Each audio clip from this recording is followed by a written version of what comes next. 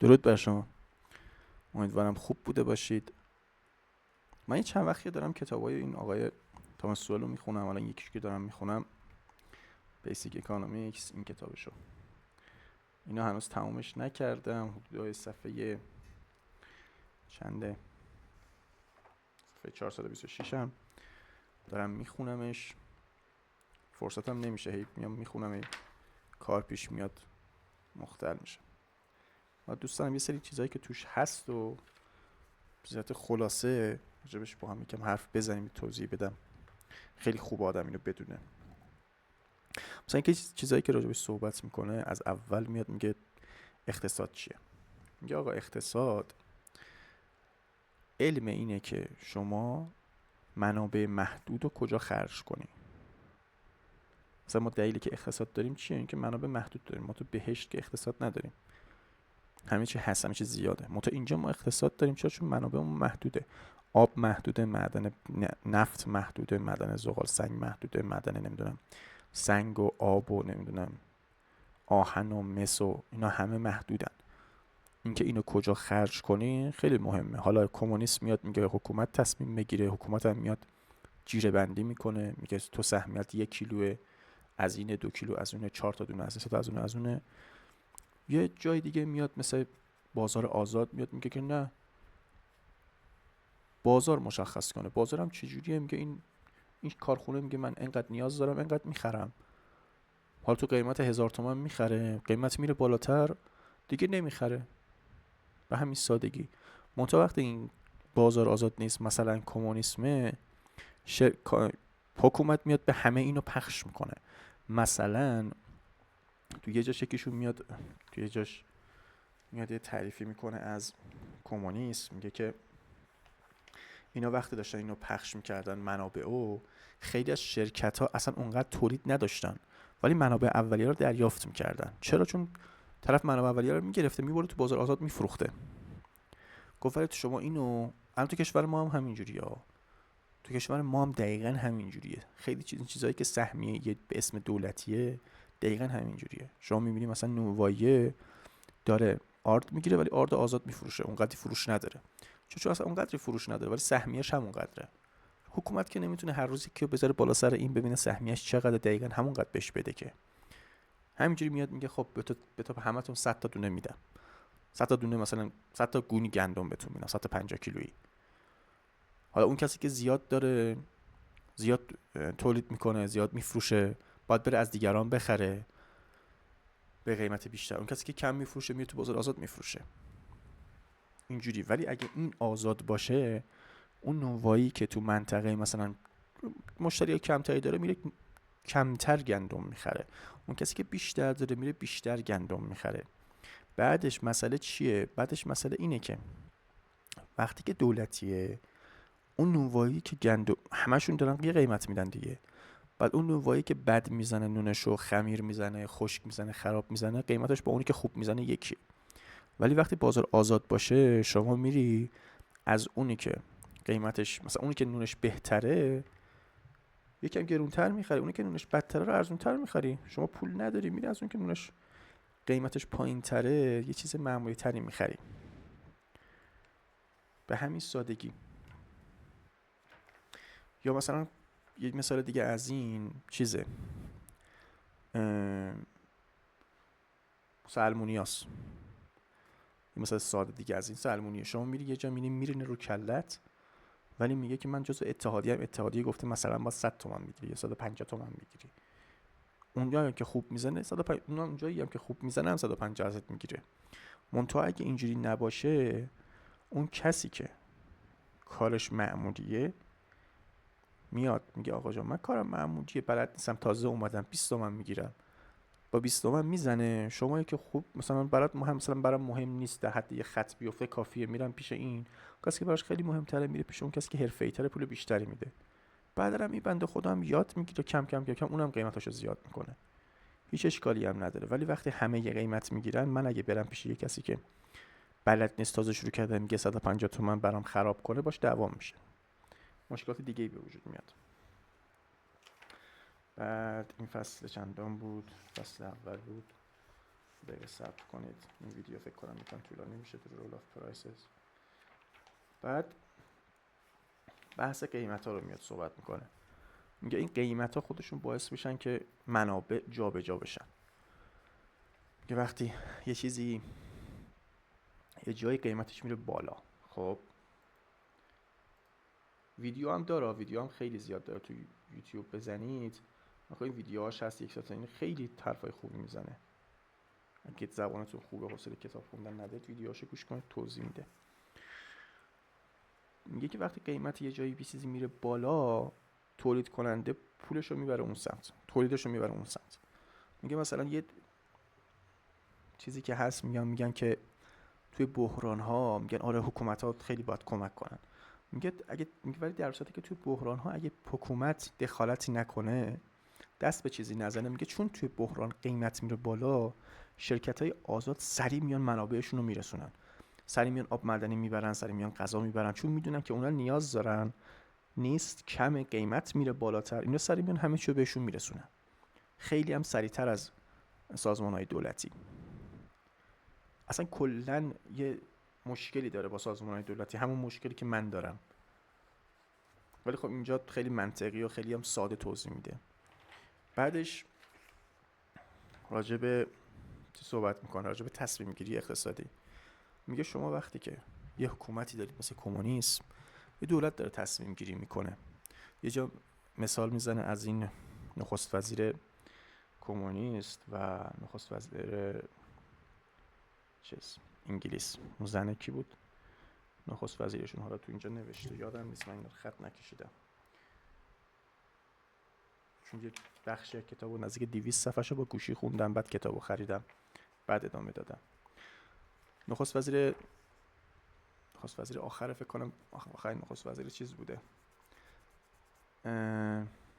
کمونیستا روسیه شوروی، میاد به نخست وزیر انگلیس میگه شما چجوری مشخص میکنید که مردمتون چقدر غذا بگیره اینا، یا چقدر واردات کنید یا اینا؟ طرف میگه ما اصلا مشخص نمیکنیم، خودشون هر چقدر نیاز داشته باشن وارد میکنن. و درستش هم همینه، چون حکومت نمیتونه بیاد محاسبه کنه که کی چقدر نیاز داره، ولی مردم میدونن کی چقدر نیاز داره. وقتی آزاد باشه قشنگ به اندازه نیاز وارد میشه. ما الان خیلی چیزا تو خود کشور خودمون داره تولید میشه که اصلا نیاز نیست، اونقدر مصرفی نداره، ولی چون حکومت اونا رو میخره یا دست پشت پرده است داره تولید میشه. ولی اگه واردات آزاد باشه، صادرات آزاد باشه، اون چیزی که نیاز هست وقتی تو کشور نباشه، خواهد یه کشور دیگه میاد قیمتش هم کنترل میشه، تازه قیمتش سر به فلک نمیکشه، چون کشور نمیتونه جواب بده، قیمتش میره بالا، کم میشه. الان بازار بسته است، نمیتونه وارد بشه، باز میره بالا میمونه. ولی اگه مرز آزاد باشه همینجوری وارد میشه، قیمتش کنترل میشه. دیگه دارم خلاصه خیلی خیلی مهماشو میگم. بعد راجع به چیز میگه، شرکت ها میگه، راجع به شرکت ها یه حرف خیلی مهمی میزنه، میگه اهمیت سود و ضرر چیه. ببینید وقتی کشور شرکت سود میکنه، مثلا شرکت فورد میاد F150 رو میسازه، رو ماشین F150 پیکاپ تراپ سود میکنه، خب میاد F250 هم میسازه، 350 هم میسازه، بهترش میکنه، آپشن روش میبنده. ولی اگه رو این ضرر کنه، خب دیگه اینو نمیسازه دیگه. پس میگه چی؟ میگه همون جوری که سود برای یک شرکت، برای اقتصاد مهمه، ضرر هم مهمه. منتها وقتی حکومت داره دخالت میکنه، ضرر مشخص نمیشه. اصلا یکی از بدیهای شرکت‌های دولتی یا سازمان دولتی همینه، هیچ وقت ضررش رو مشخص نمیشه. شما هیچ وقت نمیفهمید که مثلا شهرداری خوبه یا بده. اگرم بفهمید خیلی دیر میفهمید. منتها خیلی ساده میشه فهمید فلان مغازه مثلا سوپرمارکتی خوبه یا بده. خیلی ساده. اگه میبینید مغازه 20 سال 30 سال قدمت داره، این مغازه خوبیه دیگه، داره سود میده که مونده. ولی وقتی ضرر میکنه بده. ولی وقتی ضرر میکنه سود بسته میشه و میره. همین پراید و ماشینای خودمون رو نگاه کنید. اگه حکومت پشتشون نبود، اگه این بحث مسخره حمایت از تولید کننده نبود، میذاش ماشین خارجی بیاد، اینا ضرر میکردن. حالا یا ماشیناشونو بهتر میکردن یا شرکتشونو میبستن. انقدر ما بی خودی ما عمر مفید ماشینمون چند سال، 2 سال 3 ساله، بعدش دیگه داغون میشن، در صورتی که ماشینای خارجی اینجوری نیستن. عمر مفیدشون 5 6 ساله، بعد توی اون 5 6 سال خیلی خوب عمل میکنن. ما توی سال اول ماشینمون خوب عمل نمیکنن.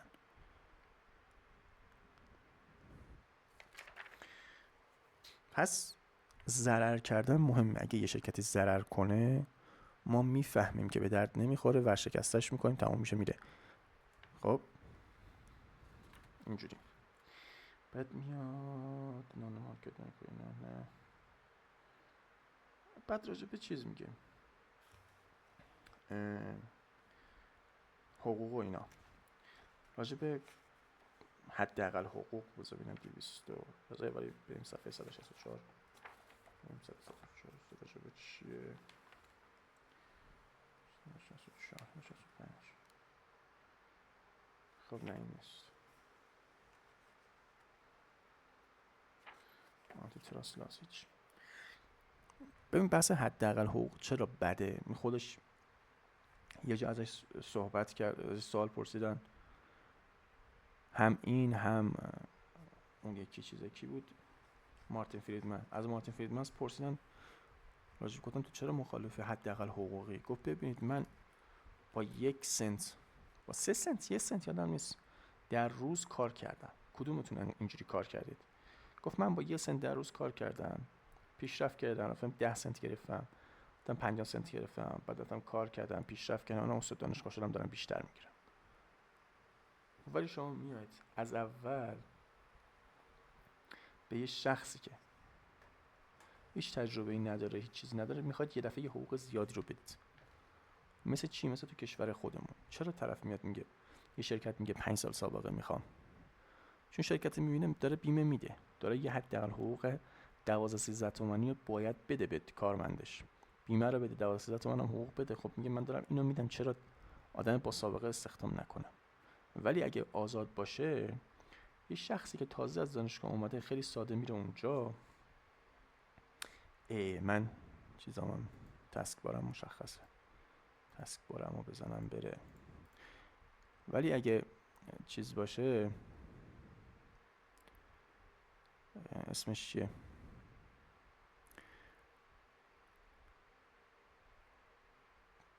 حداقل حقوق نباشه، خیلی ساده، طرف میاد میگه آقا جان حداقل حقوق نیست، من میام چیکار میکنم؟ میرم تو، من از دانشگاه اومدم میرم تو این شرکته، ماهی 2 میلیون کار میکنم، خرجمو در میارم، تجربه کسب میکنم.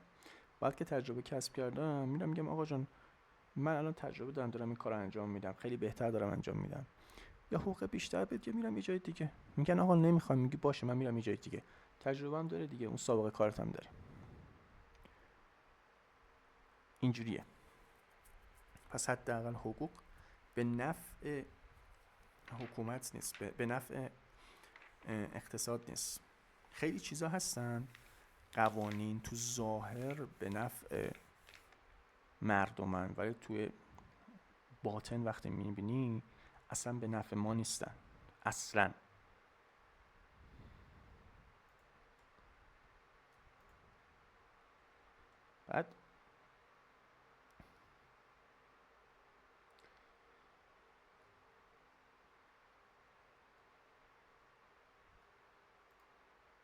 بعد شما میای مثلا چه قانونی بگم، مثلا رضا شاه اومد قانون چیزو گذاشت، آقا شخصی فوت میکنه حقوقش برسه به همسرش.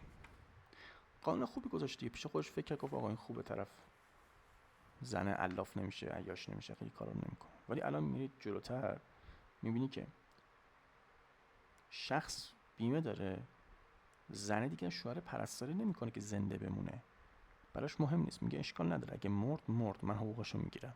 خیلی اصلا شوهر رو سر به نیستش میکنن که حقوق رو بگیرن. میدید اینجوریه این مسئله پیش میاد. دیگه چه چیزایی بگوییم؟ تایم اند ریسک اینا اصلا مهم نیست. نشه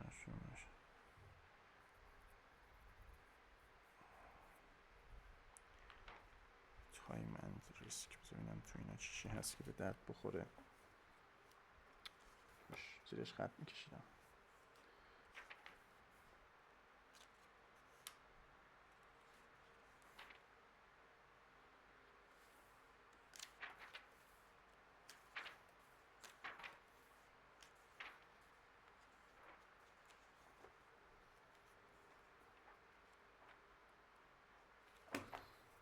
یه چیز دیگه بگم راجبه چی صحبت میکرد توش، راجبه چیز اتحادیه ها. آره راجبه اتحادیه ها چی میگفت آجان اتحادیه صرفش به چیه؟ به حمایت از اشخاص درون اتحادیه است، نه کسایی که میخوان عضو بشن، نه خود اون شغل. مثلا شما نکنید اتحادیه رو برای چی ساختن؟ برای کارگرای معدن زغالسنگ، درسته؟ اول اتحادیه واسه این بودن دیگه، مثلا معدن زغالسنگ میرن اذیت میشن فلان میشن. ولی الان شغل کارگر معدن زغالسنگ فکر نکنم دیگه وجود داشته باشه، اگه باشه خیلی کم توی یکی دو تا کشور. اصلا کلا اون شغل رو نابود کرد اتحادیه.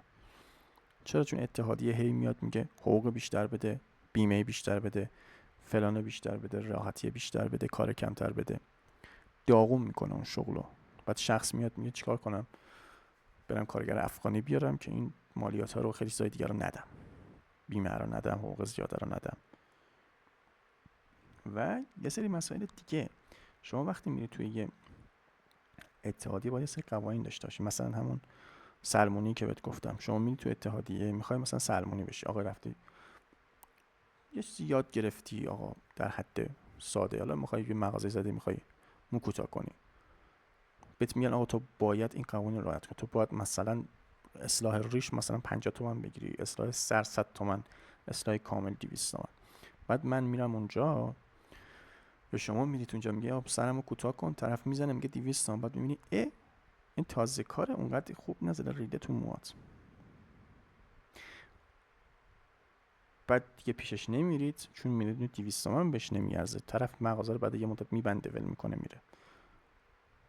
ولی اگه اون نباشه این از اول کم میگیره، یاد میگیره، بعد کم کم کم کم پیشرفت میکنه میاد جلو.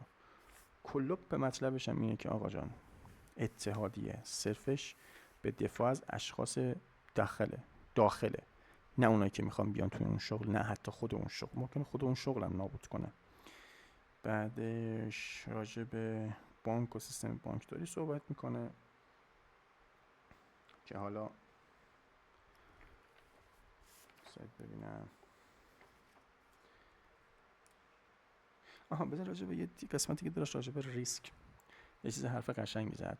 میگفتش که ریسک مسئله چیه؟ میگفت شما وقتی که ماشینت بیمه نیست، مثلا بیمه دزدی نداره، مثلا که به دزدتش بیمه چی به شما نمیده، شما حواس دست میذارتش تو پارکینگ، قفل براش میزنی، دزدگیر براش میبندی. گفت ولی وقتی بیمه باشه ریسکی تر عمل میکنه، میذارش گوشه خیابونو میره، اصلا شیشه‌ش هم پایین باشه. میگه یعنی خود بیمه باعث میشه آدما حرکتای ریسکی تر بزنن، نه فقط توی حالا ماشین، توی همه چی، توی شغلشون، توی خونه ساختنشون، توی کار کردنشون. میگه اینم هست. بعدش یه مسئله‌ای که از صحبت میکنه راجبش عدم قطعیته. میگه عدم قطعیت باعث میشه اقتصاد کشوری نابود بشه. میگه چرا؟ میگه شما نمیدونی. میگه ریسک یه چیز محاسباتیه، شما میتونی حسابش کنی. میگه آقا جان من الان میخوام مثلا فردا برم تو خیابون مثلا چه میدونم بلال بفروشم، آتیش میخوای بکنی دیگه فلانه، ولی ریسکش هست، احتمالش هست که بارون بیاد. هواشناسی گفته به احتمال 20% بارون میاد، پس به احتمال 20% ممکنه بگای سگ بری نتونی چی بفروشی. منتها عدم قطعیت دیگه، محاسبه نمیتونی بکنی. چطوری میخوای محاسبه کنی؟ چجوری میخوای بفهمی فردا جنگ میشه نمیشه، طلا بخری خوبه، دلار بخری خوبه، چیکار کنی؟ اگه اینجا مثلا مغازه بزنی یا شرکت بزنی. الان چرا خیلی از سرمایه‌گذاری خارجی ایران نمیان؟ طرف میاد ایران یه شرکت دولتی نصفشو میگیره. طرف میاد ایران امروز اوضاع خوبه، فردا یه دفعه جنگ میشه، چون قطعیت نداره، ثبات نداره، ثبات اقتصادی نداره.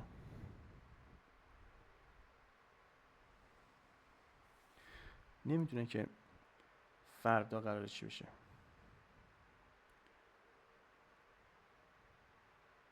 چون شما میخواید سرمایه گذاری کنید که یه پولی بهتون برگرده دیگه.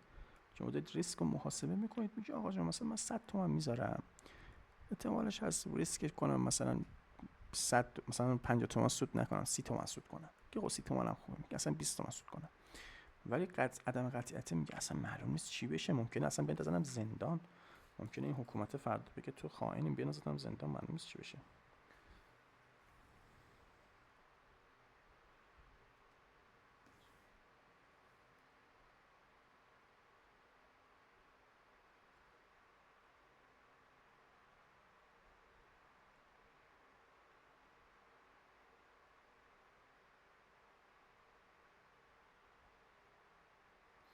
خب بعد یه مسئله دیگه وجود داره، راجع به چیز صحبت میکنه. اون اول کتاب من اینو یادم رفته بود بگم، راجع به حداقل و حد اکثر قیمت صحبت میکنه. میگه شما وقتی حداقل قیمت میذاری، خب باعث افزایش اون چیز میشی، هر چی که میخواد باشه. میگه آقا تو مثلا گندمو باید حداقل کیلویی 100,000 تومان بخرن. خب باید همه میرن گندم میکارن. چرا؟ چون مطمئنه طرف یه گندم بکاره کیلو 100 تومان داره روش میگیره. بعد دیگه کسی یونجه نمیکاره، کسی ذرت نمیکاره. همین فیلمایی که میبینید تو آمریکا نشون میدن دارن گندما رو میریزن تو دریا، این واسه همینه. چون اینا یه تایمی بود قیمت گندم اومد پایین، بعد حکومتش به خاطر خودشیرینی اومد گفت من گندمو میخرم، به قیمت بالا هم شروع کرد خریدن از کشاورزا که کشاورزا داغون نشن. بعد خیلی از کشاورزایی که اصلا گندم نمیکاشتن شروع کردن گندم کاشتن. چرا؟ چون حکومت میخریدشون. به همین سادگی.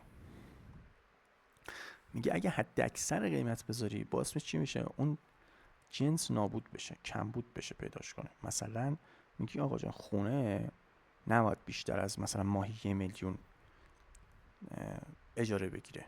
بعد مثلا حالا اون خونه ای که مثلا حالا نه ماهی 1,000,000 مثلا دارم میگم، بعد حالا اون شخصی که صاحب خونه است میشه خودش 2 تا 4 تا میکنه، میگه آقا من نمیتونم اندازه اینجا بگیرم، چون حکومت که نمیتونه بیاد محاسبه کنه بگه کدوم خونه دقیقاً چقدر باید بگیره. خب پس اون شخصی که صاحب خونه است یه خونه رو اجاره نمیده، چون براش نفعی نداره، چون باید یه اجاره بگیره که هم بتونه به خونه برسه هم خرج خودش رو در بیاره. اون شخصی که خونه میسازه وقتی ببینه به نفعش نیست نمیتونه این خونه رو اجاره بده، چون همه اونایی که اجاره میشینن که نمیتونن خونه بخرن، که اصولا یه سری خونه رو میخرن اجاره میدن، چون میگم پیش خودش میگه خب اینا که قبلا خونه میخریدن اجاره میدادن دیگه نمیخوان اجاره بدن، پس من به اینا نمیتونم بفروشم، چرا دیگه خونه بسازم. خونه چی میشه؟ کم میشه. یا همون گندم، فرض کنید بیان بگن آقا گندم دیگه حد اکثر میتونی کیلوی 50,000 تومان بفروشیش. بعد اون شخصی که آقا جان گندم خوبه، نمیدونم خفن آبی فلان داره که مثلا از نظر خودش 70,000 تومان میارزه، میگه من چرا گندم بکارم، میرم یونجه میکارم. پس اینم هست. دیگه چیشی مهم است تو اینجا؟ چیز دیگه ای که مهمه، یه چیز دیگه بود اینجا، من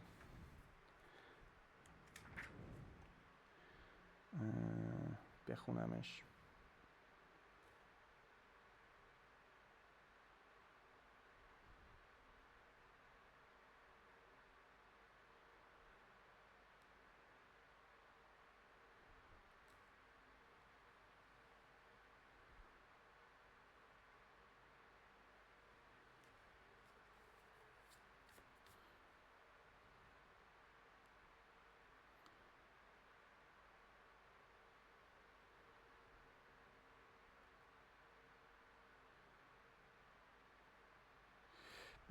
میگه که هر کسی که بتونه تأخیر ایجاد کنه تو کارهای دیگران میتونه، هر کسی که تأخیر ایجاد کنه تو کار دیگران این توانایی داره که هزینه ایجاد کنه برای دیگران. مثلا چی؟ مثلا کارمندا، اینا که کارهای بوروکراسی اداری دارن، کارمندای اداری، شما میگی اداره طرف برات کار انجام نمیده، یه دفعه تو میخوای مجوز اینو بگیری، این ساختمون رو بسازی، این کارو انجام بدی، این شغلتو انجام بدی، این حرکتو بزنی، اون حرکتو بزنی، انجام نمیده، دیر انجام میده، تو ضرر میکنه. اصلا واسه همین میتونن رشوه بگیرن دیگه، چون کارتو عقب میندازن. بعد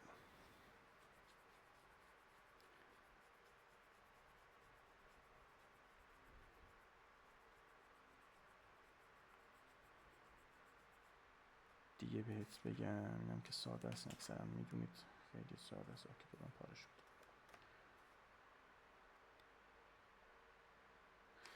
یه مسئله که داره راجع به قانونه، میگه مثلا یه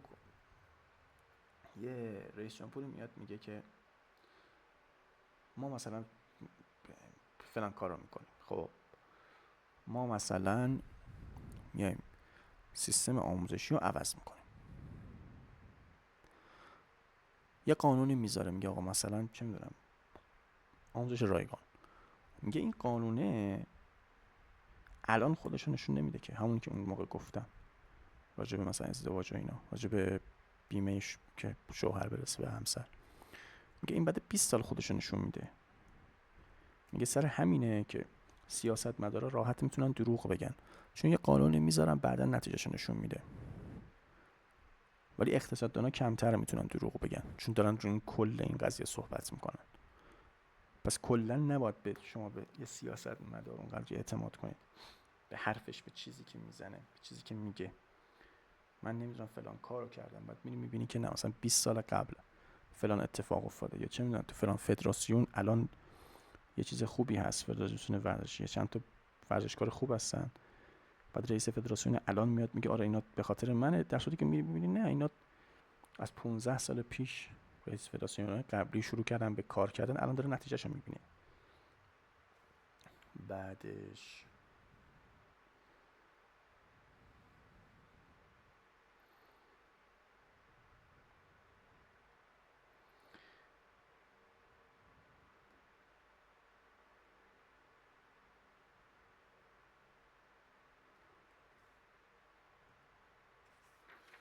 دیگه نرم فکر کنم خوندم.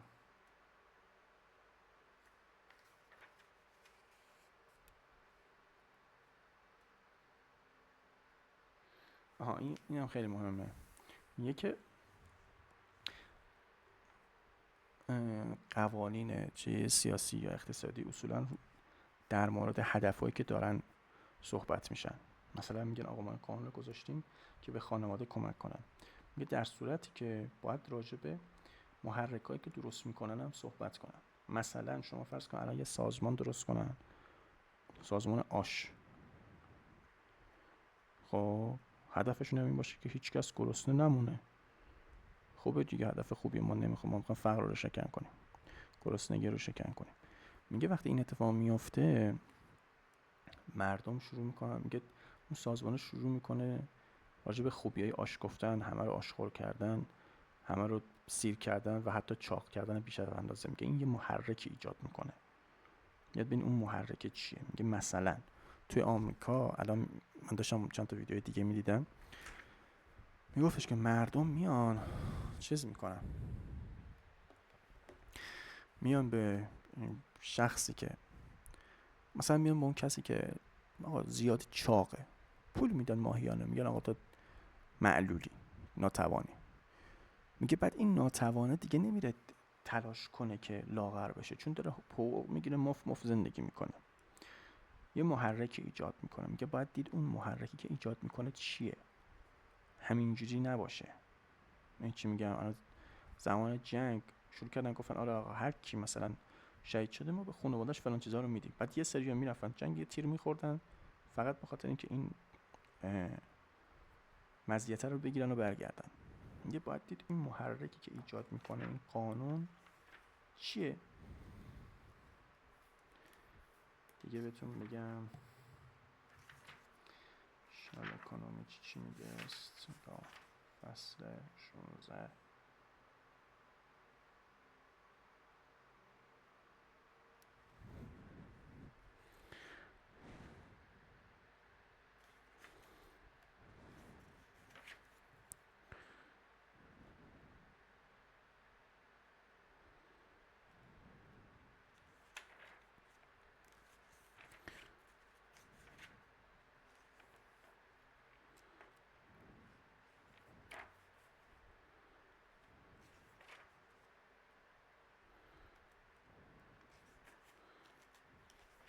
راجع به چی صحبت میکنه؟ پول و سیستم بانکداری یا سیستم پولی و اینکه چجوری تورم و رکود به وجود میاد. خیلی خوبم اینو توضیح میده.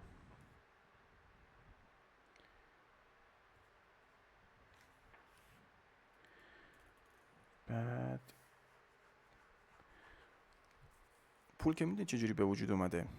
این یهودی ها قبلا طلا زیاد داشتن، بعد اینا میان به مردم میگن آقا جان تو میخوای طلا تو از مثلا خمین ببری، از مثلا تهران ببری قم، از خمین ببری مشهد، از قم ببری اصفهان، از تبریز ببری شمال.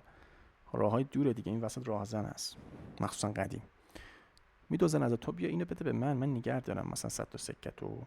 من یه کاغذ مینویسم تو رسیدی تهران یا رسیدی قم یا رسیدی عراق یا رسیدی اصفهان، بوشهر، هر جا اون پسر عمه من یا فامیل من یا هم دختر خاله من هر کی من هست، این کاغذ رو که ببینه به تو همینقدر طلا بهت میده.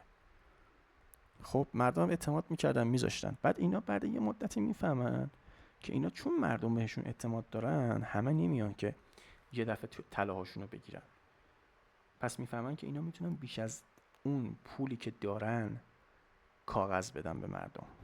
خب مثلا 100 تا سکه دارن، لازم نیست لزوما اندازه 100 تا سکه بدن به مردم، میتونن اندازه 400 تا سکه کاغذ بدن به مردم. بعد سر این همینجوری خودشون میان سرمایه گذاری میکنن رو چیزهای دیگه. سیستم بانکی هم دقیقا همین جوریه. بعد خب حالا شما وقتی که بیای پول رو سریعتر خرج کنی، تند خرجش کنی، تورم به وجود میاد. که دلیل که تورم هست چیه؟ که تو داری تند پولتو خرج میکنی، که این چرخش زیاد پوله، بیش از اندازه است. این پول حجمش زیاده، داره سریع هم میچرخه. مثلا شما میبینی که آقا جان چجوری بگم، آخه همه خیال میکنن قیمت ها میره بالا، در صورتی که قیمت ها نشانگرش اینه که داره قیمت ها میره بالا، و در اصل پول زیاد شده. چون حکومت که درآمدی نداره، که حکومت درآمدش از مالیات چیزایی که از مردم میگیره. حالا فرض کن مثلا میخواد موشک بسازه، بعد هیچ پولی نداره، میاد چی کار میکنه؟ میاد پول چاپ میکنه. خب بعد پولو میده به من. حالا اون موقعی که این پول نبوده 2 تا ماشین تو این کشور بوده، 2 تا پراید بوده. الان هم پول زیادتر شده ولی هنوز 2 تا پراید هست. اینجوری تورم ایجاد میشه. یعنی چی؟ خدمات، تولید، کالا ثابت مونده ولی پول بیشتر شده. پس منی که این پول رو دارم، قبلا می اومدم با 20 میلیون این پراید رو می‌خریدم، الان به خاطر اینکه 100 میلیون پول دارم میترسم که نکنه یه نفر دیگه بیاد این پراید رو بخره دست من بهش نرسه. میگم آقا من 25 میلیون میدم، من 30 میلیون میدم، این پراید رو بده به من. همین میشه که این قیمته میره بالاتر بالاتر بالاتر، تورم ایجاد میشه. بعد سریع هم میچرخه دیگه، چون من حرص دارم که زودتر بخرم، نکنه دستم خارج بشه، نکنه کمبود پیش بیاد، سریع میخرم. حالا چجوریه؟ رکود چجوری؟ رکود دقیقا برعکس اینه، یعنی بیش از اندازه کالا وجود داره ولی پول وجود نداره. مثلا 100 تا پراید هست ولی کلا 20 میلیون هست. یعنی من نمیتونم با این 20 میلیون 100 تا پراید بخرم که، چون هر پراید خودش 20 میلیونه. به جای این طرف میگم چی میگم؟ ببین کسی پول نداره، من این 20 میلیون رو میدم تو این 5 تا رو به من بده. رکود ایجاد میشه، هی این پولا میاد پایین، چون من هی دلم میخواد این پولمو داشته باشم، چون پیش خودم میگم الان 20 میلیون من دستمه، این 20 تا پراید داره، تو فردا داره تولید میکنه دیگه، کالاش بیشتر میشه، پس من پولمو نگه دارم که بتونم بیشتر باش بخرم. پس سریع خرج کردن، تورم کم خرج کردن، نگه داشتن پول، چیز رکود. دیگه چی بگم؟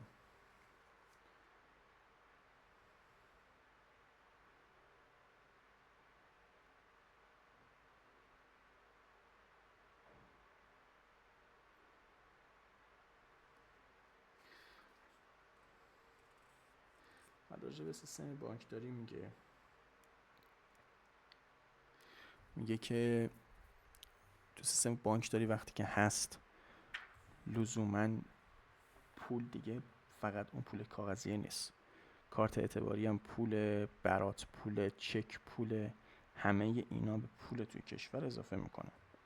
بعد وظیفه حالا اون بانک مرکزی چی میشه؟ که این بانک ها رو کنترل کنه که بیش از اندازه پول رو زیاد نکنن، سوء استفاده نکنن. اینجوری مثلا دیگه چی بگم؟ کنم همینجا کافیه، چون من دارم میرسم به تا اونجایی که خودم خوندم.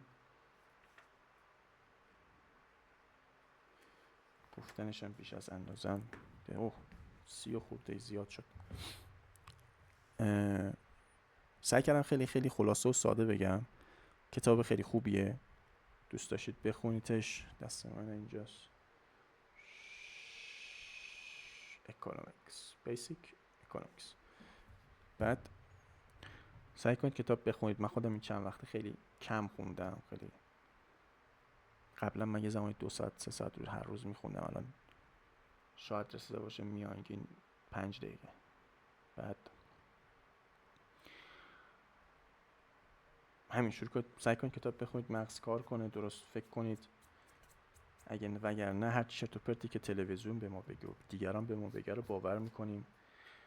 بعد اینکه خیالم نکنید چون یک کتاب رو میخونید خیلی فهمیدید، کتاب دیگه میخونید که بفهمید دیگه، جوگیر نشید. همینا، تا ویدیوی دیگر، بدرود.